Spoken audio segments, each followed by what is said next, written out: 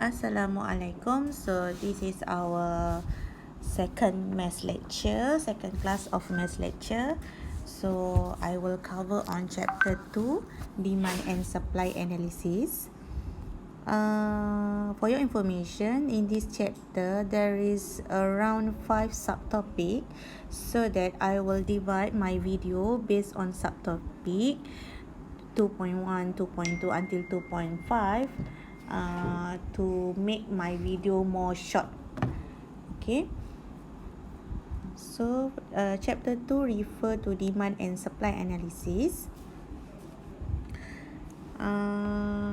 So 2.1 refer to classification of goods and services. For your information, there are 3 types of goods, which is free goods.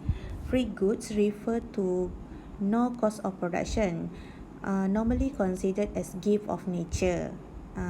Normally daripada Allah Subhanahu Wa Taala, dijadikan oleh Allah.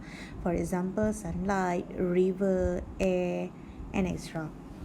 So second classification of goods is public goods. Public goods is a common use and are benefit to everyone. For example, public clinics, schools, university, highway, and etc. And lastly, we have private goods, which is private goods refer to goods that involve a cost of production, things of value that can be seen and touched. For example, clothes, books, plate, and etc. Okay, so what is a market? A market is a group of buyers and sellers of a particular goods or services. Buyers will determine demand, sellers will determine supply. Demand is permintaan, supply is penawaran. Okay, next, 2.2 refer to theory of demand. So definition of demand: the ability and willingness to buy specific quantities of goods and services in a given period of time at a particular price, ceteris paribus. Ceteris paribus is a term in economics, which means holding other factors constant while some other factors change. Ceteris paribus, if you look on one factor, you just focus on that factors only, assuming that other factors are not changed or other factors are constant. Okay, next we have law of demand.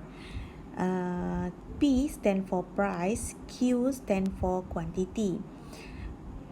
In law of demand, states that the higher the price of a product, the lower is the quantity demand for that product, and vice versa, which is law of demand is a negative relationship between price and quantity. If the price increase, quantity will decrease, while if the price decrease, quantity will increase. Next, types of demand. There are 2 types of demand, which is individual demand and market demand. Individual demand refer to a relationship between the quantity demand by a single buyer and its price, while market demand is a relationship between the total quantity demand by all buyers in the market and its price. For example, relationship between Ali and quantity demand of burger, so that is considered of individual demand. While market demand is a combination of all buyers in the market. For example, we have 3,000 customer in the market. So the combination of all 3,000 customer demand refer to market demand of the burger, for example. Okay, so this is example of demand curve. Demand curve is a downward sloping. So as you can see, graf yang menegak tu adalah price, while yang melintang tu adalah quantity demand. So the demand curve is downward sloping from left to the right. Okay. This is change in quantity demand. Change in quantity demand occurs when the price of a product changes and there is movement along the demand curves. Okay, means that if the price decrease from P2 to P1, so the quantity demand will increase from Q2 to Q1. Okay. For example, the price before this RM5, people will buy that quantity on 10 units. So if the price decrease from RM10 to RM5, so of course people will buy more than 10 units on that goods. Okay.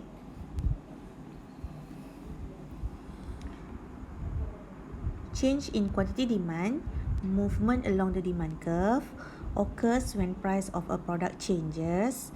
Upward movement means decrease in quantity demand, and downward movement means increase in quantity demand. Okay, this is another terms that you should know, which is change in demand. Change in demand occurs when other factors change, but the price of a product is constant, and the demand curve shift either to the right or to the left. D1 to D2 means increasing in demand because the curve shift to the right. If the demand curve shift to the left from D1 to D3 means that there is decreasing in demand. Okay, this is happen because of not because of factor price factor, but this is because of other factors selain daripada harga. Okay, so this is explanation of change in demand, which is shift in the demand curve occurs when there are changes in other factors such as population, income, price of related goods, and extra. Price of products remain constant again. So this is not because change in demand does not because of price factor. It is because of other factors, for example, population, income, and others. Okay, so increase in demand means the demand curve shift to the right, D1 to D2, or decrease in demand from D1 to D3. D1 to D3 decrease, D1 to D2 increase.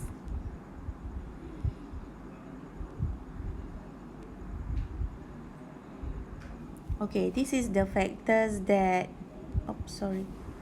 Ada gambar. Mana gambar dia? Tak ada keluar gambar. Okay, tak apalah. So this is non-price determination of demand, which influence the demand either shift to the right or shift to the left. So the first one is because of changes in disposable income. When there is changes in disposable income, demand curve as overall will increase either to the right, will changes either to the right or to the left. Okay, for example, when there is increasing in disposable income, demand will also increase. When people have more money, their income increase so that people will buy more on that product. Okay. Secondly, changes in the price of the population. When there's increasing in population, demand for certain product will also increase. If the population of the country increase, for example, from 1,000 people to 5,000 people, and of course, the demand for overall goods or services will also increase. Thirdly, changes in the price of substitute goods. Price of substitute goods. For example, price of orange increase. so that people will buy apple more. So that is substitute goods. Complement goods, it complement others. For example, shoes and stocking. For example, tudung dengan anak tudung. That is complementary.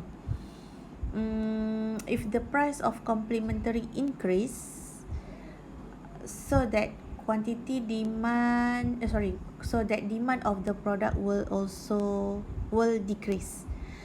For example, price of petrol increase, so that demand for car will decrease, because petrol and car is a complementary goods. Substitute goods adalah barang yang menggantikan. Complement adalah barang yang melengkapkan. Okay, changes in fashion or taste. If you sell something goods that are suitable in the fashion of current situation, so your demand will also increase. For example, you sell shawl, tudung contohnya, so that the demand for that shawl will increase. And lastly, buyers' expectation on future price. If buyers expect that price in the future will increase, so they will buy that product now.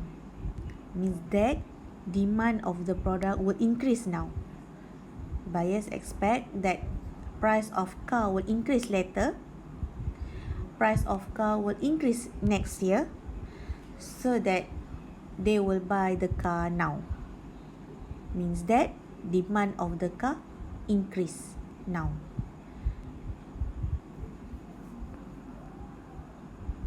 And lastly, we have exceptional demand. Exceptional demand, it against the law of demand, whereas the price increases, the quantity of demand will also increase. Exceptional demand is berkecuali. It against the law of demand. As you know, the law of demand, which is negative relationship between price and quantity. But in exceptional demand, it is positive relationship between price and quantity. And it will only happen on two types of good, which is given goods or variable goods. Given goods, it is refer to low quality products. Barang yang rendah kualitinya. For example, beras hancur, barang second hand. So it refers to given goods, barang bawahan. Means that bila harga dia meningkat, kuantiti dia tetap akan meningkat, because of the target group for this given goods are poor people, so that they are not afford to buy other goods, so they will buy this good even though the price of the product increase. For example, beras hancur tadi tu, walaupun harga dia meningkat, tapi orang miskin tetap akan beli juga. That's why when price increase, quantity will also increase. Okay, for variable goods, which is refer to luxury goods, which is show the status symbol goods, show luxury,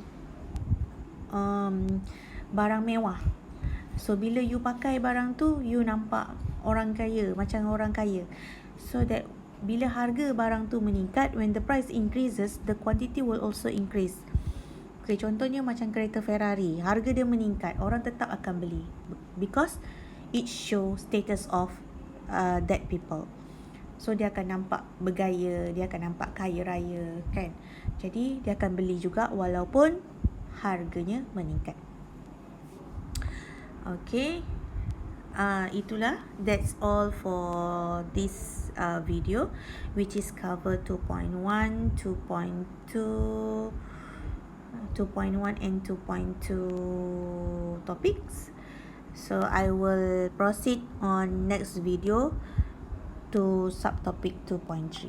Okay, thank you.